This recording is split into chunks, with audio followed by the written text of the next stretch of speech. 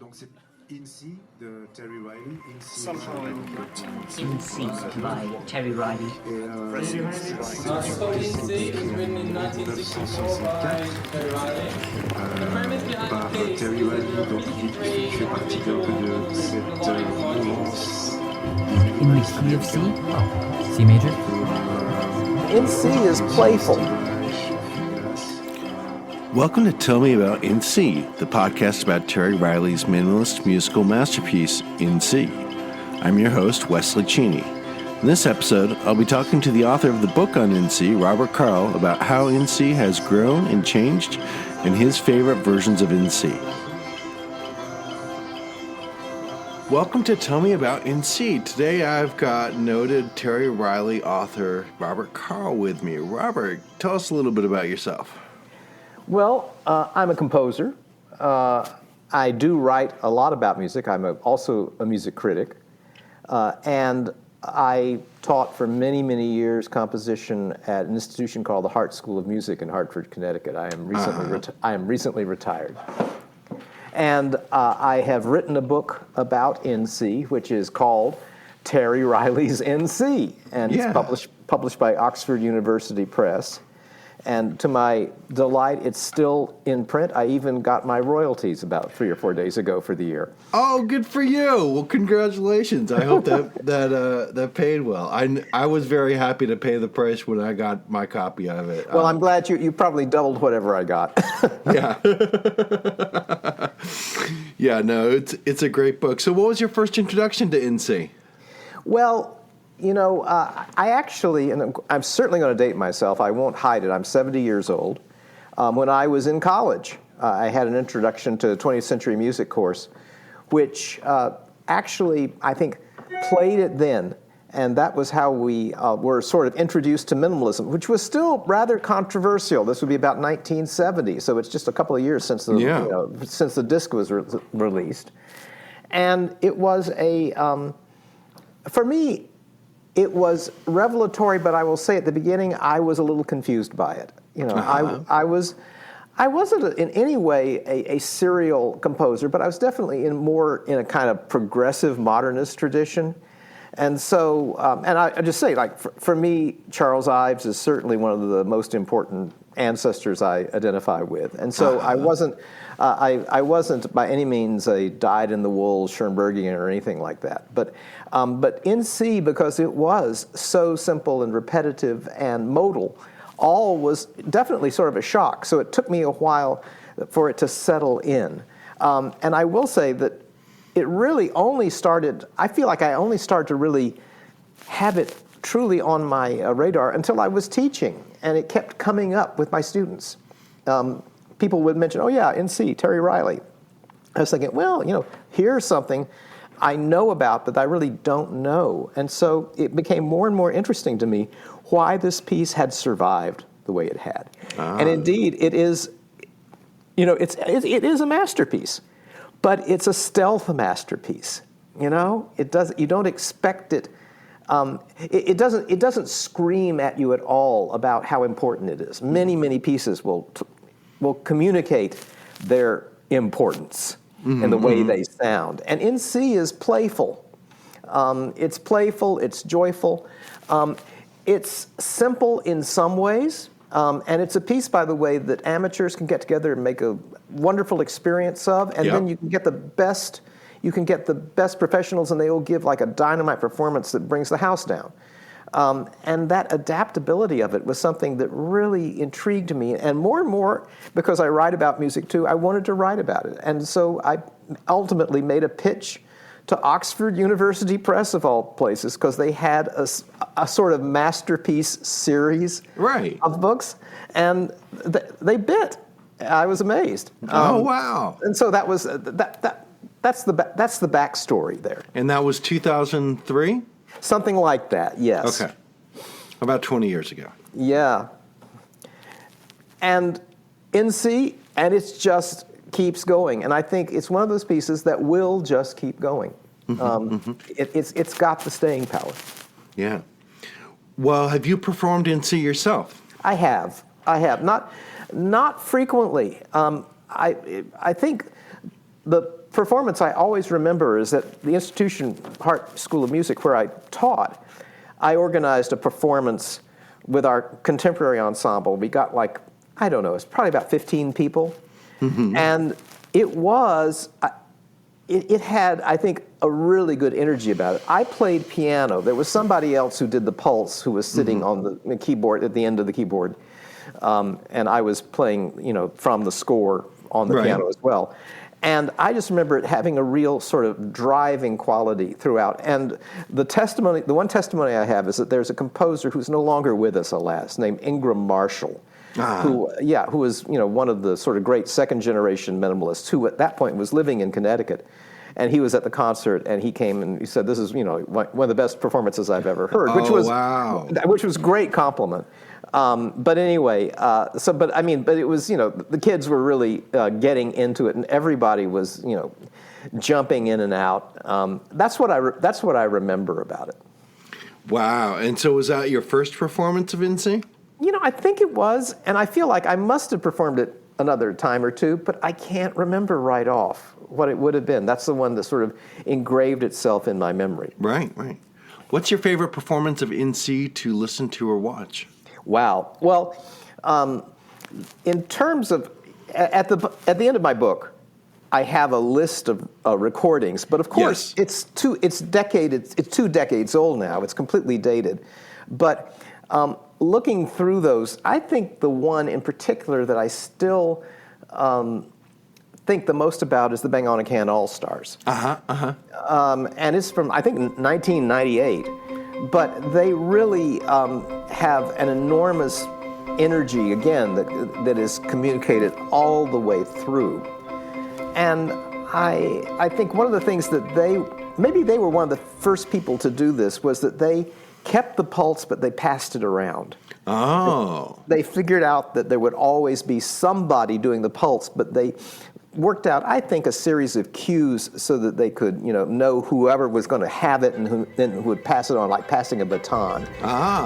And that gave it, I think, a different flavor and a different texture from other performances. And I think was one of the things that subtly made it a little more exciting. I'll have to go back and listen to that one again and listen for the pulse now. Yeah. Okay. So what's your favorite phrase of INC?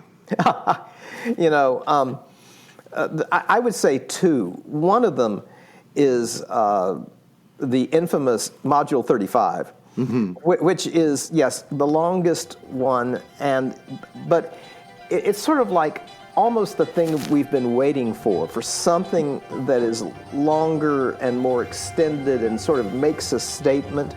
And then when it keeps coming back as another recurrent motive, I don't know, it becomes it becomes almost Brucknerian in its scale in comparison to everything else, and so I like that about it. But I will say that the other thing that I really find myself liking consistently is that there's this position or this section that starts about a third of the way through, which is, and it's actually in, I believe, E Aeolian. And it's got these triplet figures, dun dun dun dun. I love that section. Yeah. Okay. And that becomes so dramatic, and it can really build. And if you want to drag that one out, you really can, so that when finally it comes to an end, it's sort of like the wave breaks. Yes. And you move harmonically into a very sort of radiant area. Yeah. And so that's I think, so it's not a motive, but it's a sort of a set of motives that are interconnected. It's about maybe 22 through 29, something like that. Something like that. Yeah. I should have my score up so I can look at it. It's behind my back. So okay. Well, is phrase 35 too long or just right? I think it's just right, but and I will say one of the things, and this is like being pedantic, I know, but if you look at it, it comes almost exactly where the golden mean is. So it's also sort of positioned in just about the right place that we would subconsciously expect an event like that to happen. And this is a bit of a technological one, and you and I were having a a quick conversation about this beforehand as to what the definition of a looper is, but how have loopers impacted NC, and do they belong in NC? Well, first of all, I will tell you that knowing, I'm not a close friend, but we still stay in touch, knowing Terry Riley a bit. He is so open to people doing whatever they want to explore the piece with. Anytime there's something that happens and you say, well, is that in the keeping with the piece? He usually says, oh, great. You want to bring in, I have a friend whose name is Ko Umezaki, who is a shakuhachi player. Uh-huh. But he also teaches in California, and he plays with the Silk Road Ensemble. But okay. He organized a performance of NC where everybody had it on cell phones. Oh, wow. Yeah, so it was like it was like something like 53 people each with their own module or something like that. Not that many, but. Do you think you could get me in touch with him, because I would love to interview him about this? This sounds amazing. I've never heard of this before. Sure, I'll be glad to. Yeah. And this is the sort of thing that I think Terry is always thrilled if it happens. Right. So and then to your question, I think that, for instance, having a performance of everybody using maybe some sort of digital entity that has a loop, whether it's going to be looping a live instrument with a sample delay, or a sort of multi MIDI track setup, that sort of thing. I think it's fine, but I will say just one thing. A key thing about NC, I do think, is the sense of the communication between the players. I think that if you do it with technology like that, you don't want it to be sort of pre-programmed. So it will be all, though I will say it would be kind of interesting if the entrance of the modules were allowed to happen within a certain degree of controlled randomness. That would be interesting, at least to see what it's like as an experiment. But I think that it's probably better that people are communicating, because it's really meant to be a piece about community. Yes.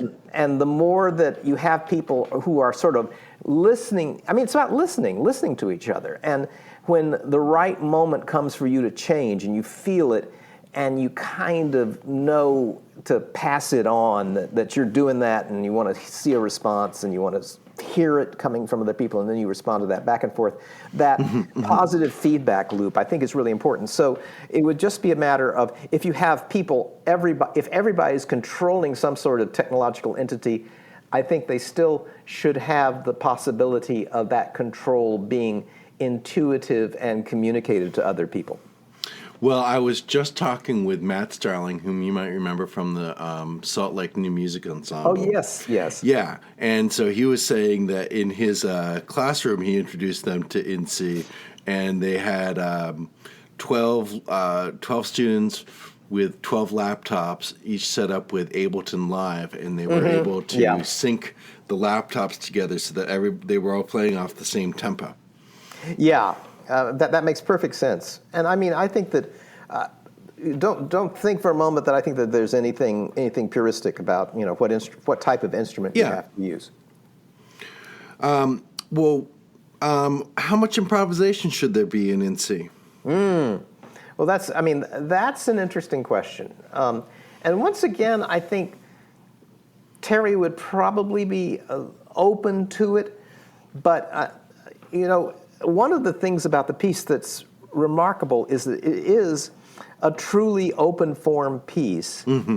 And yet, if you look at the score, every damn note and rhythm is prescribed, is fixed. In other words, it's already written. It's a sort of wonderful, almost like a Zen koan, that every event in it is predetermined, and yet the piece never can be the same every time you do it.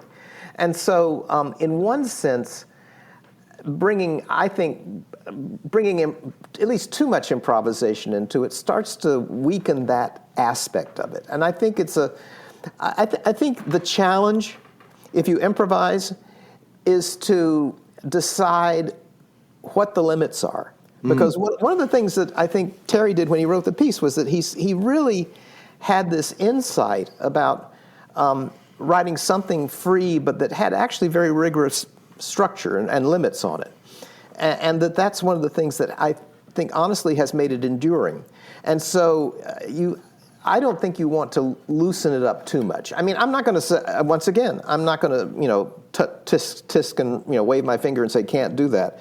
But I think that one should think carefully about how much freedom with the modules that you will have. It's already a giant improvisation in terms of when you come in, Mm-hmm. When you come in, when you move from one module to another, what you decide to overlap with, all of that is a huge amount of freedom already and a huge amount of choice. Yes. Well, some of my favorite performances of INC start out with nothing but improvisation. I'm thinking of there was one that was recorded in Montreal in the late 60s that I think is referenced in your book. Yeah. And then there was a second version that Bill Ryan did with the Grand Valley State University New Music Ensemble, where they had 3-5 minutes of improvisation, and then it came to a conclusion with the pulse. Yeah, well, I feel like that is, in a way, a different beast. It's almost like you're creating your own prelude. Yes.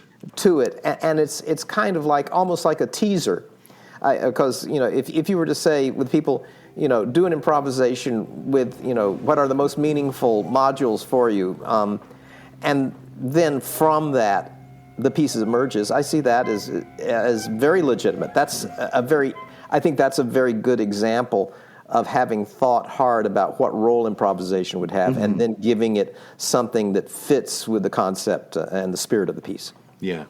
When I've done it with some fellow amateurs, I hosted my first NC 2 years ago on my birthday. I was like, I'd been listening to it for years, and I was like, gosh darn it, I really want to get a group together and actually play this. I can play it by myself, but that's not the same. Yeah, right. And I can record it in 13 voices on ukulele, but that's not the same as playing with other people.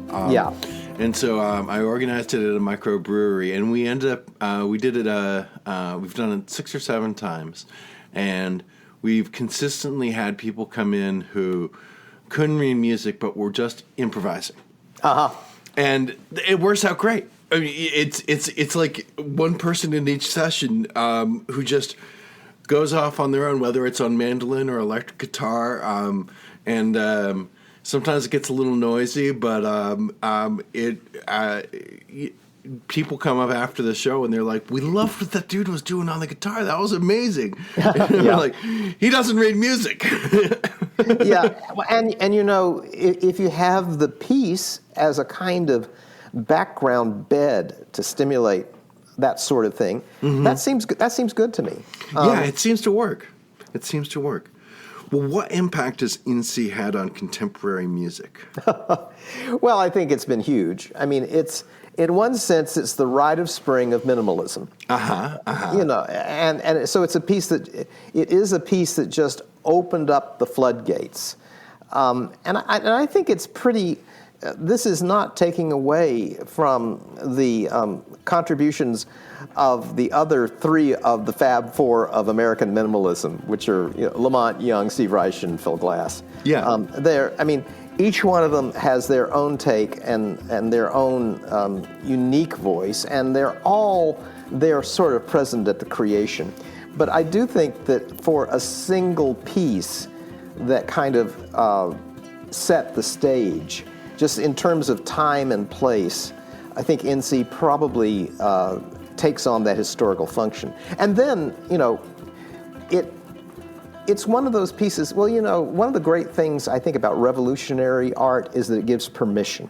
And NC was a piece that gave permission at that time to be simple, be repetitive, be modal or more tonal, to allow for freedom, to have open structure and at the same time strictness. All of those things, I think, were a great gift. And of course, it was perfectly timed in the times too, because it had a lot of the sort of energy and sound that was coming from pop and rock music of the time of the early '60s, and it was definitely kind of spaced out and a little more stoned, and all of that fit into the time, and I think made it so that contemporary concert music could have some degree of hipness and coolness that I think it might have been it might have been too nerdy otherwise.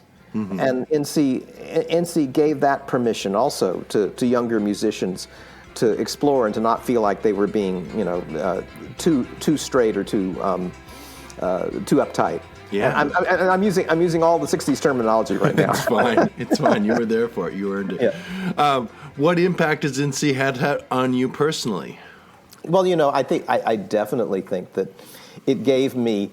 I've used various degrees of freedom and improvisation in pieces of mine from early on. I'm not a minimalist composer even to this day, but I actually just finished an orchestral piece which has a lot of repetition in it, but it's like repetition where you have a string section subdivided into 5 parts, and then they're all working with roughly the same motive but with slightly different variants on it, so together it becomes almost like a liggity micro-polyphony. Yeah. But that's something that comes definitely out of NC. And one thing about the piece too is that I think it taught all of us who were beginning our musical careers in the wake of modernism, where time was very compressed.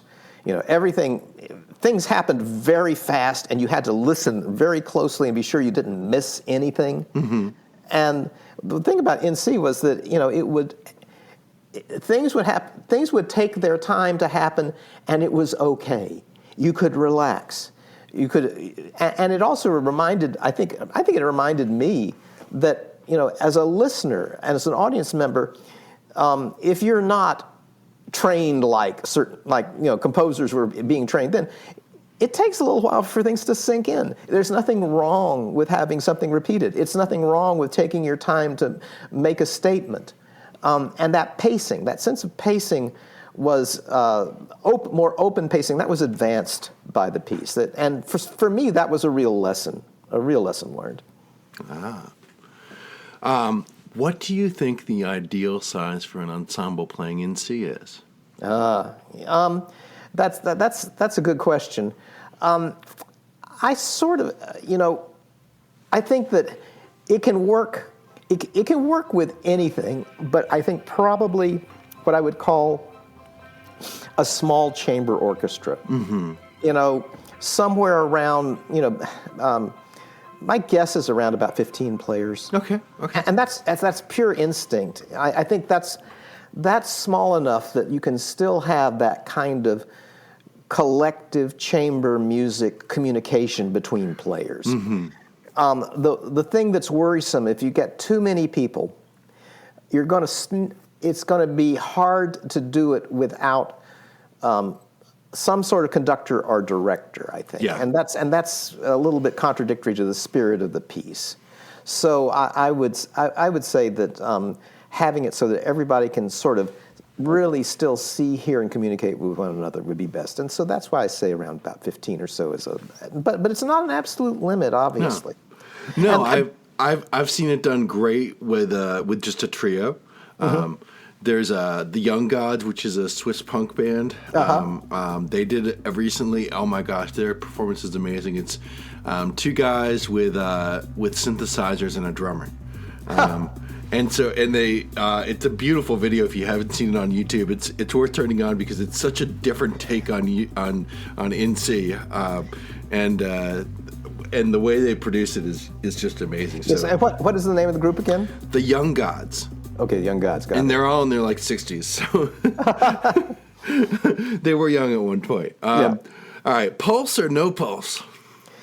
Well, I would say probably a pulse of some sort is necessary. Now, I've watched one of your performances, and I see that you had a cajon performing, and that in a sense gave the rhythmic grid that the pulse, which is usually a pitch, like the high piano provides. And in fact, in that one, there was a pulse as well, which the cajon could hear, but I don't think showed up on the microphone as much. But it was It was next to me, and so there was actually a pulse going for the entire thing that the cajon was dialed into. Okay. Well, I will say that, in the history of the piece for the premiere, they were trying to rehearse it just from the score, and there wasn't a pulse at the beginning. And Steve Reich, who was in the ensemble, he was like a neighbor of Terry's, and he said, when I talked to him about this, he said, well, once a drummer, always a drummer. Yeah. And he said, why don't we just, have a repeated note that's like a pulse that we can orient ourselves to, that'll give us a grid, that'll give us a background, a reference point. And I think that was what worked. All of a sudden, the piece apparently snapped together in rehearsal. It had been, sort of falling apart otherwise. And so I think that I'll put it this way, I think it's a little bit hard to conceive of NC without a pulse, but if you do it without a pulse, if you really work at it, it would be something different, which could be very interesting. I think it would be a very different piece. That's all I will say. Yeah. Well, Terry did that at the Boiler Room in Amsterdam a few years ago. Really? An ensemble of about 8 musicians, maybe 10, but I think it was more like 8, and there was no pulse. And it works out great. It's on YouTube. So okay, I will listen. I will listen to that. Of course, one thing I'll say too is that the piece is now such a part of our musical DNA that I can see that people can internalize the rhythm so strongly that they can do it. They can do it without the pulse. And so the answer there is I just don't. Let's put it this way. I'm not sure that I don't know yet how the sort of high romantic rubato NC will be. Right. I think having something that still has a certain sort of strictness of tempo is in its spirit, but also its spirit is always kind of adventurous. And what's another frontier? Well, that's probably it. Yeah, I'll play you my. This is the pulse that I created for NC, and so I used a tenor ukulele and a bass ukulele.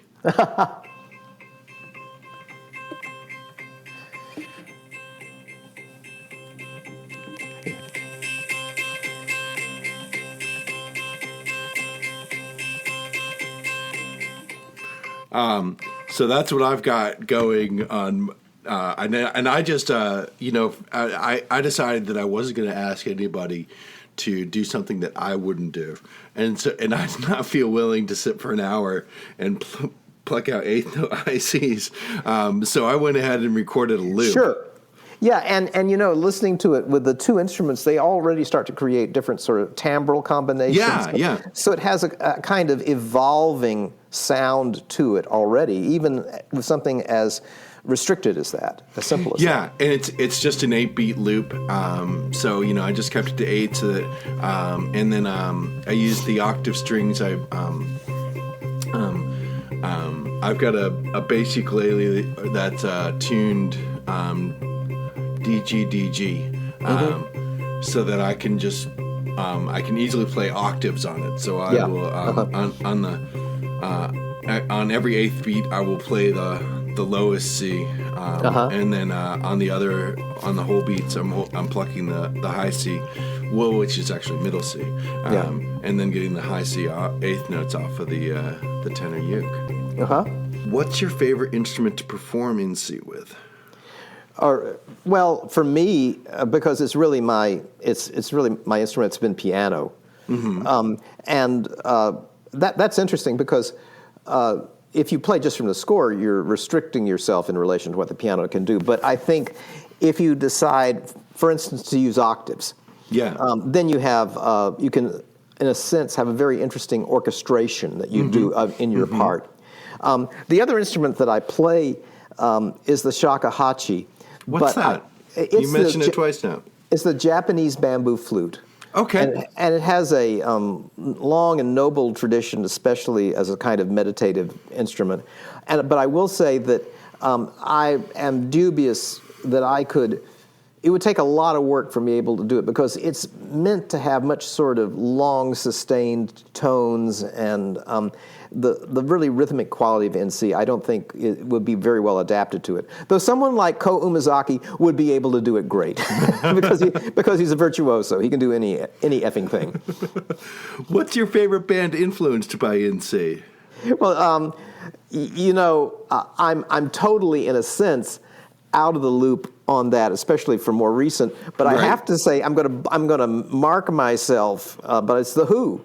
Okay. Because Baba O'Reilly is, it's a tribute to Terry, and it's really sort of it's embedded not only in the title but also the opening synth lick that is the intro to it. And so I think in a way that's another classic that's riffing on a classic. Yes. What impact has YouTube had on NC? Well, you see, that's a very interesting question because in one sense believe me, like I have YouTube Premium. I almost do all my listening now with it. But in terms of NC, I haven't been exploring. Maybe it's always because I'm scared to move into the world of where, there are now a million performances of it. Yes. When I was, studying and researching and writing the book, but in the world of CDs, there was still only maybe about 20 or so that were floating around. I think you have 19 CDs listed in the back of your book. Yeah, and of course, at that moment, boy, that was comprehensive. Of course, now it's nothing in terms of what's there. And so I feel like I'm too dated in terms of being able to say what the impact of YouTube is, other than the fact that it's just taken it and multiplied its influence and made it more viral. Yes. All right, final question for you. What would you like to ask Terry Riley? Oh, boy. Well, I will say that, when I knew him for the book, and I was I went out to San Francisco. I was there for a couple of months, and I got all sorts of, I spent time with him.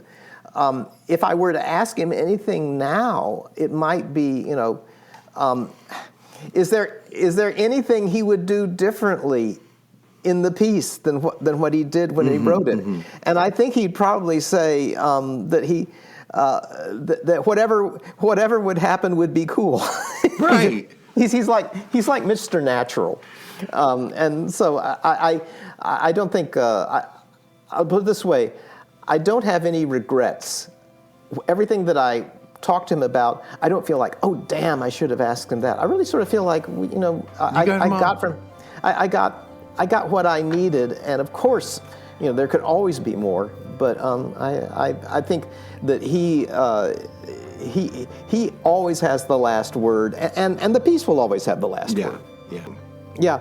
And by the way, this is one of the things that the piece was prescient in that I think Terry he somehow had a sense of where the technology was going.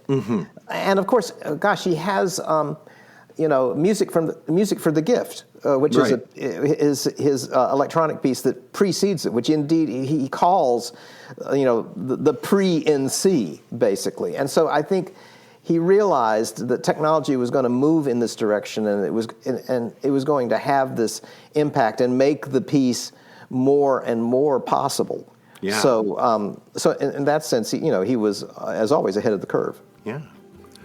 All right, Robert. Well, thanks so much for talking today. I appreciate it.